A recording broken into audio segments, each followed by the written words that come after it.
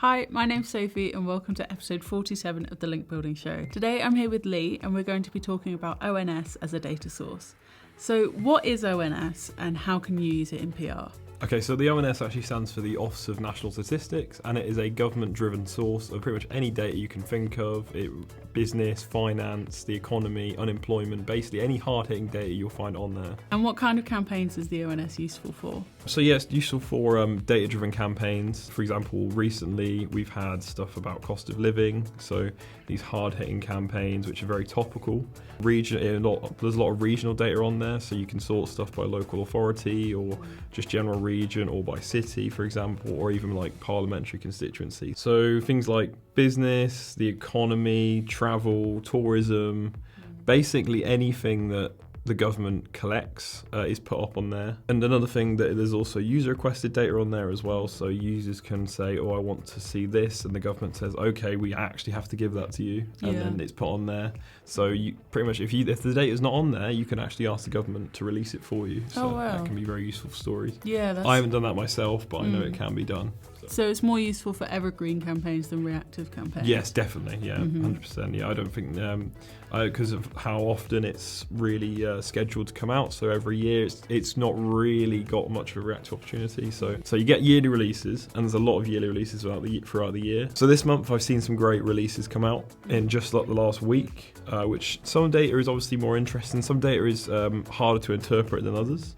Some data might need a little bit more looking into. Yeah. So you need to keep that in mind when you're looking through it. And are there any particular clients or niches that ONS data lends itself to? Primarily clients that are happy with regional coverage, this is very good for.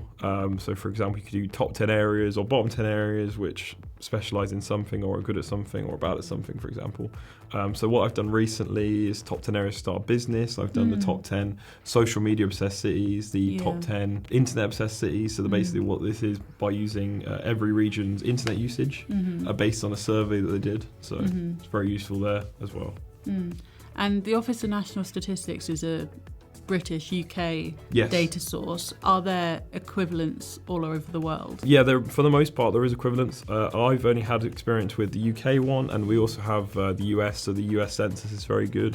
The US also has the Bureau of Labour Statistics, which is good for finding unemployment rates, wages by state, for all kinds of different jobs. Very, very useful tool there. There's also, we have in the UK, the Department for Transport has a lot of data to do with roads and cars and just driving in general, all around. You can find stuff for electric vehicle usage and the safest roads, the roads with the highest top speed, just anything that you think might have been collected has probably been collected, basically. So if you have a client that wants coverage in a particular country or region, this is a good site, or these kinds of sites are good for that kind of targeted publications. I think if you wanted coverage in, say, Australia, you'd probably want to find what the Australian government have released in terms of data.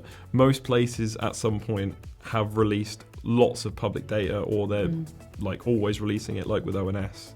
And like I said, it's probably like once a year that they'll do a big release of all this data. But when that comes out, definitely worth looking, because if you want to be the first people to get on it, and you want to be the first person to break a story kind of thing, it can really be good. Good. Specifically on ONS, it gets updated yearly. Does everything get updated at once, or is it kind of in dribs and drabs throughout the year? It's pretty much through dribs and drabs, like you said. So it's not like you get to the start of the year and everything comes out. It will say, there'll be like a release calendar on ONS, and you can basically see that, and you can kind of time your campaign for when this data is released.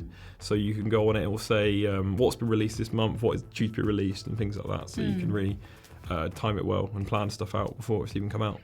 So I suppose the campaigns are more evergreen in nature, but where you're planning your pieces based on when the data's coming out, they almost do have a reactive element. I mean, because obviously there isn't really that time pressure that reactives have. You can come up with a date, you can work on it for 3 or 4 days, and as long as chances are that's less likely that someone's got there before you. Yeah. But even if like halfway through the year, in between a release, you can still get a release out, because someone's going to find it interesting. Yeah, and I suppose there's so much data that even if every PR and agency in the country was looking at ONS, they'd all probably pick 7 different campaigns to work on from it. Yeah, I mean, chances are like someone might have already done it, but there's definitely some data that someone hasn't done to go along with it. So there's just so much on there. And just to wrap it up, If someone was brand new to PR and they were faced with all the data on ONS, where would you recommend they started? Well, I'd recommend, because you can obviously go by category,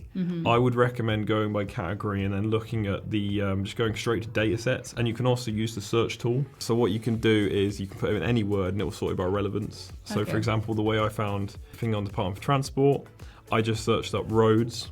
And it'll bring up all the stuff that mentions or includes the word roads. And because the one I picked, which was the top speed on every road in the UK, was pretty much completely relevant to that, that was like one of the top results. So I'd say either go to the search bar or look through different categories, because at first it is quite daunting how much is actually on there. Yeah, that's so useful. Thank you so much, That's Lee. all right, no problem. And thank you so much for watching. We'll see you in the next episode.